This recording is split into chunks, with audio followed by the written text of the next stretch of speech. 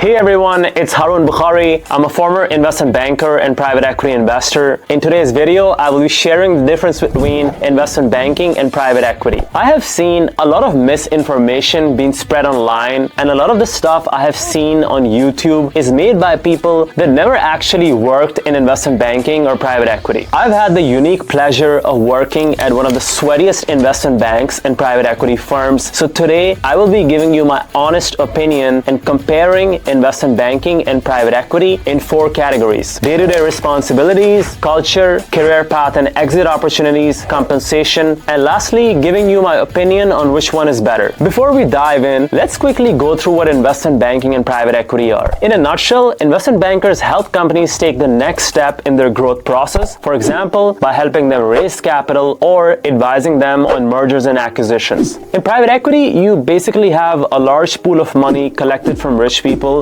that you invest in companies, make them better with a vision to sell them in 5 to 7 years, and make at least 2 to 3x on your investment. First up, let's talk about the day-to-day responsibilities. An investment banking analyst spends most of their time in Excel and PowerPoint. Let's take an example. Say your managing director asks for a deck to present to Google on them buying Twitter. The deal team will create a financial model in Excel to show the combined company financials and output those on PowerPoint. The rest of the deck will have other qualitative aspects of the deal like the strategic rationale, market conditions, and other relevant transactions. You may have heard of the joke that investment bankers just move around logos for $200K. While this may seem like an exaggeration, a lot of this is actually true. Essentially, as an analyst, most of your time is spent in PowerPoint making slides look nicer. And Excel is used a lot more for creating charts than doing a lot of technical work. These presentations can go through months of changes, and 100 turns on a slide deck are not uncommon. In investment banking, you get really good at making stuff look nice. You also get really good at being able to do any kind of research project because most tasks come with no instructions and you just kind of have to figure it out, which honestly is a great life skill. You also get really good at Excel, which again is helpful in almost any other job. In private equity, the work is very different because it's not client facing. By that, I mean there is no need to make slides look pretty for anyone because the only people that see the slides is you and like 2 other people. The job is a lot more technical and you have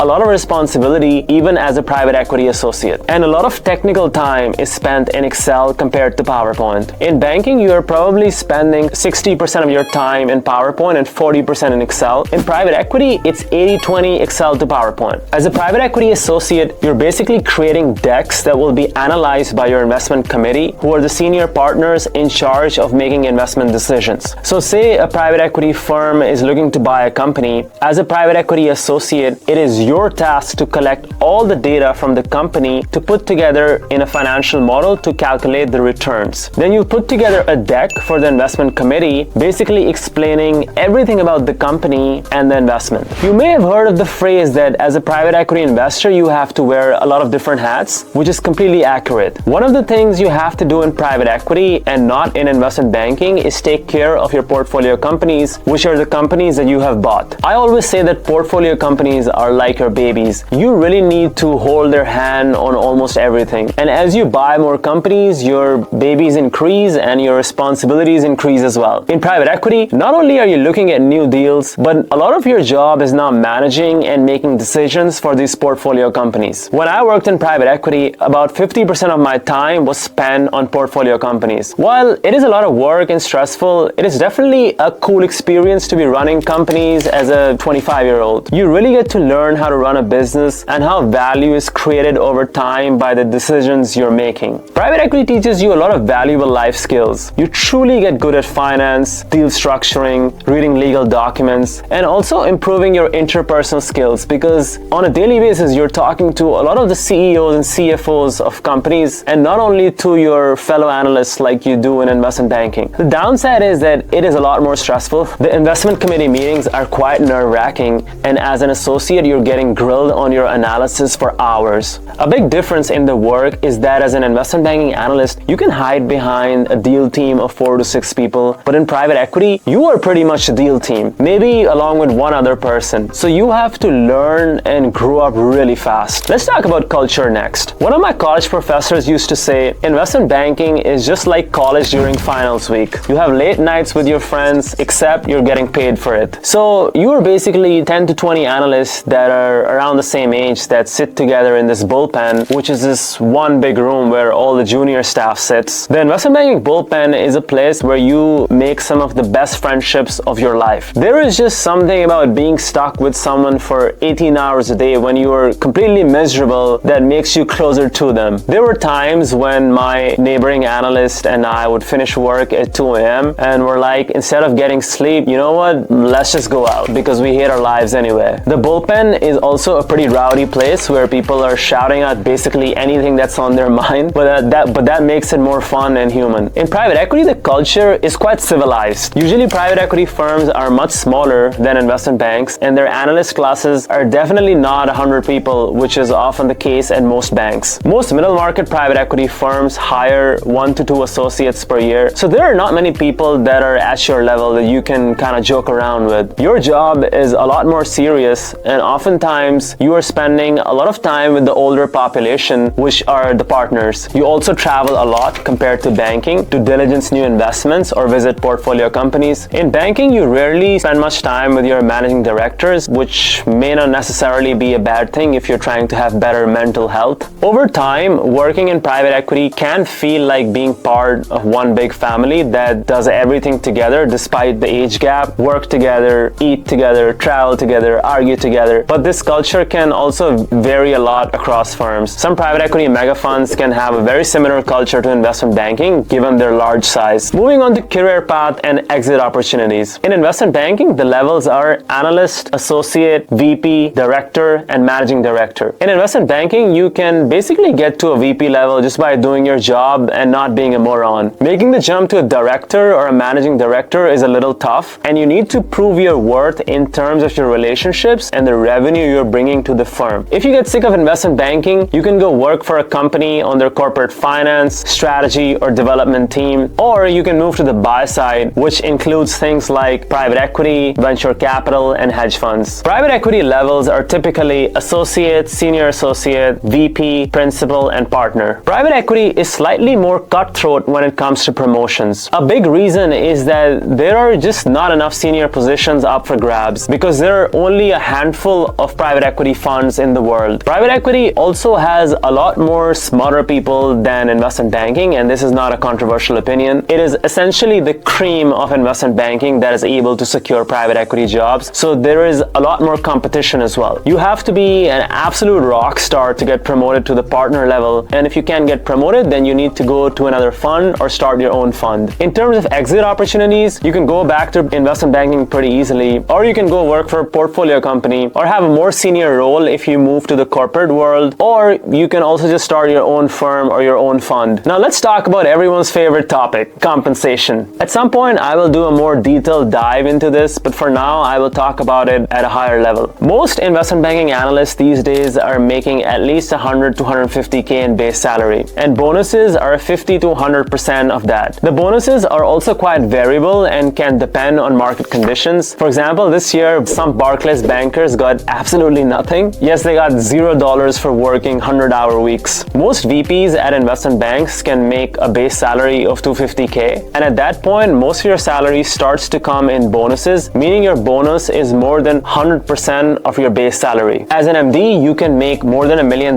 but to make more than say 10 million, you need to either have your own investment bank or you need to be an absolute rock star investment banker. In private equity, at the lower levels, say associate to VP, the all-in cash comp may slightly be lower than investment banking given the recent salary increases for investment banking. The catch is that you get carried interest or carry in private equity, which is a share of the investment returns. In private equity, your firm essentially makes 20% of the gain on investments. Most of this goes to the partners, but more and more junior staff are getting carried interest as part of their comp packages. Carried interest does vest over the life of the fund, which can be up to 10 years, but this can be worth a lot of money if the investments do well. So say you're a VP and have 3% carried interest in a $2 billion fund, and your fund 3x's, you can make $24 million. Private equity partners can make a lot more than investment banking MDs. A private equity partner basically has uncapped returns because the returns are no longer coming from fees, they're coming from investment returns. So let's talk about which one is better. A lot of people think that private equity is this promised land. It is where you go to escape all the bad stuff that happens in investment banking. This is just simply not true. The reality is that they are both different sides of the same coin. In private equity, even at a senior level, you can be doing a lot of the work yourself. There are no large deal teams to help you out. I also found that there is a lot more work to do in private equity given the added responsibility of portfolio companies. I rarely had any free time in private equity, but I had a lot of downtime in investment banking waiting for my managing director's comments. The stress is also a lot higher in private equity than in investment banking because there is a lot more at stake when you are buying companies than just brokering them. Having said that, a lot of bankers seem generally unfulfilled by the work they do, and at the senior levels, investment banks have much more bureaucracy, which can be annoying to deal with when you're trying to get promoted. Private equity work is more intellectual and interesting, and from my own experience, I have found that private equity partners seem generally way more fulfilled and happier than managing directors and investment banks. In private equity, your life is also a lot more predictable as you are in charge of your own destiny and not at the mercy of clients who somehow always have requests at the most unreasonable hours. Private equity is also probably the easiest path to making $100 million